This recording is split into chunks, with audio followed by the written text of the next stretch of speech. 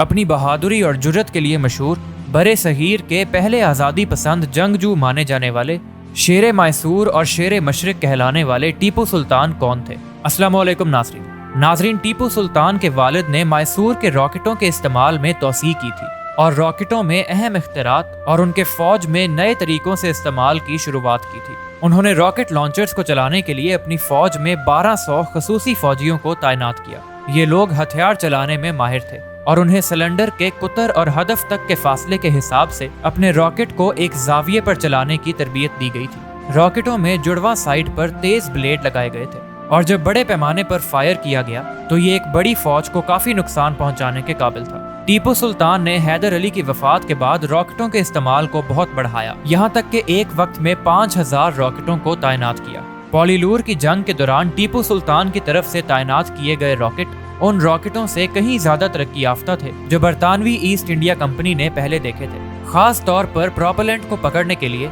लोहे के ट्यूबों के इस्तेमाल की वजह ने मिसाइलों के लिए ज्यादा जोर और लंबी रेंज तकरीबन 2 किलोमीटर रेंज तक को फाल किया। चौथी जंग में टीपू सुल्तान की शिकस्त के बाद अंग्रेजों ने मैसूर के कई रॉकेटों पर कब्जा कर लिया।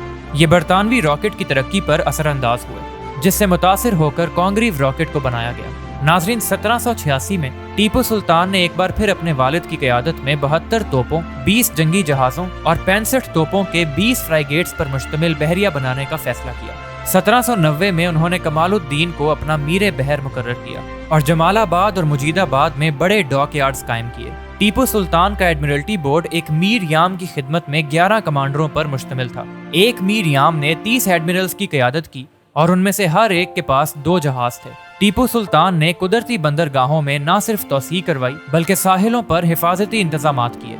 उन्होंने अपनी जिंदगी में ज़ेरे निगरानी 20 बड़े और 32 छोटे जहाज तैयार करवाए। बड़े बड़े जहाज़ों पर 72 तोपें नस्ब की जा सकती थीं। उसके अलावा 66 जहाज और थे जो गैर मुसल्लह जहाज थे। टीपू सुल्तान ने हुक्म दिया कि बहरी जहाज़ों में तांबे के निचले हिस्से होने चाहिए। ये बहरी जहाज़ों की लंबी उम्र में इजाफा करता है। अपनी दायमी जंगी मसरूफियात की वजह से हैदर अली और टीपू सुल्तान को नज़्म ज़ब्त के साथ खड़ी फौज की ज़रूरत थी। इस तरह राजपूतों, मुसलमानों और बेदारों को कुल वक्ती खिदमत के लिए मामूर किया गया। नाजरीन, मैसूर की इक्तसादी ताकत का अरूज 18वीं सदी के आखिर में टीपू सुल्तान के दौर में था। अपने वालिद हैदर अली के साथ मिलकर टीपू सुल्तान ने इक्तसादी तरक्की के लिए काम का आगाज किया, जिसका मकसद मैसूर की दौलत और आमदनी में इजाफा करना था। टीपू सुल्तान के दौरे हुकूमत में मैसूर ने बहुत ज्यादा पैदावारी ज़राअत और टेक्सटाइल मैन्युफैक्चरिंग के जरिए बंगाल सूबे को हिंदुस्तान की गालिब इक्तसादी ताकत के तौर पर पीछे छोड़ दिया। मैसूर की औसत आमदनी उस वक्त के कमाने की सतह से 5 गुना ज्यादा थी। टीपू सुल्तान ने दरियाए कावेरी पर कुंबादी डैम की तामीर की बुनियाद रखी, जैसा कि उसके नाम की एक मौजूद पत्थर की तख्ती से तस्दीक होती है, लेकिन वो तामीर शुरू करने से कासिर थे। ये डैम बाद में 1938 में बनाया गया और खोला गया। ये मैसूर और बेंगलोर के लोगों के लिए पीने के पानी का एक बड़ा जरिया है। मैसूर में रेशम की सनत सबसे पहले टीपू सुल्तान के दौर में शुरू की गई थी। उन्होंने रेशम की काश्त और प्रोसेसिंग का मुतालिया करने के लिए एक माहिर को बंगाल सूबे भेजा, जिसके बाद मैसूर ने पॉलीवोल्टिन सिल्क तैयार करना शुरू की। नाजरीन, टीपू सुल्तान को सड़कों की तामीर का माहिर समझा जाता था, खास तौर पर मालाबार में।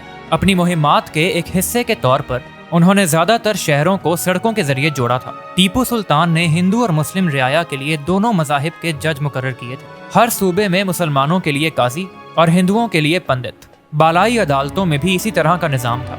टीपू सुल्तान की इंतजामिया में शराब और जिस्म फरोशी पर सख्ती से पाबंदी थी। भांग और इस जैसी नशा आवर चीज़ों का इस्तेमाल और उनकी पैदावार भी ममनू थी। नाजरीन, ज़ाती सतह पर टीपू सुल्तान एक परहेजगार मुसलमान थे। वो रोजाना 5 वक्त की नमाज अदा करते थे और इलाके की मसाजिद पर खसूसी तवज्जो देते थे। एक हिंदू अक्सरियती मुल्क के मुसलमान हुक्मरान के तौर पर उन्होंने मजहबी रवादारी का अमल अपनाया।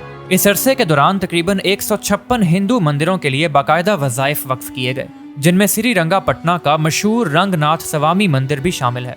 बहुत से ज़राए टीपू सुल्तान की इंतजामिया में हिंदू अफसरों की तकर्रुरी का जिक्र करते हैं कि टीपू सुल्तान के खजांची कृष्णा राव थे। समाया आयनगर उनके डाक और पुलिस के वजीर थे। उनके भाई रंगा आयनगर भी एक अफसर थे और पोरनाया मीर आसफ के इंतहाई अहम ओहदे पर फाइज थे।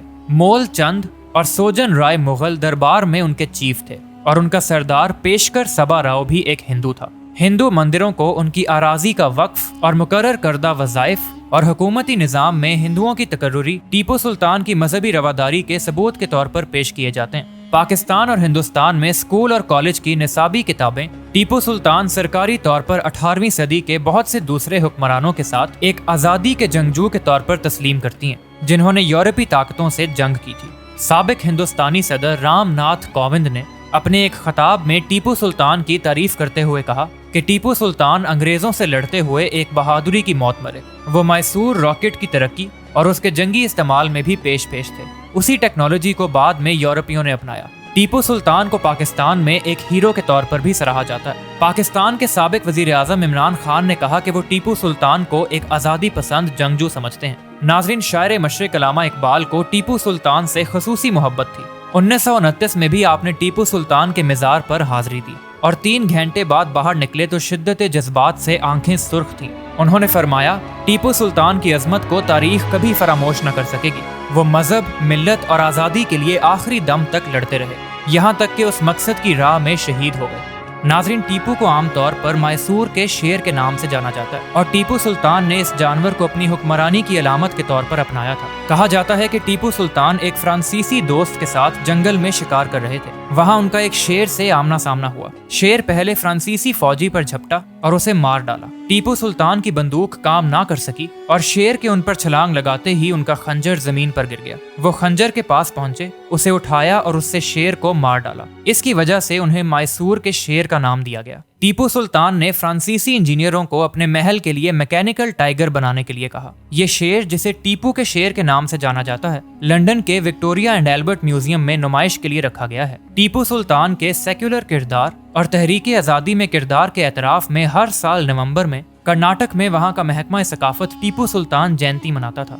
ताहम 2019 में बीजेपी हुकूमत के बरसरे इक़्तिदार आने के बाद इन तकारीब के बंद करने का ऐलान इसी साल जुलाई के महीने में कर दिया गया। बावजूद इसके अवामी सतह पर हर साल 10 नवंबर को टीपू सुल्तान जयंती और 4 मई को टीपू सुल्तान का यौम शहादत बड़ी अकीदत से मनाया जाता है।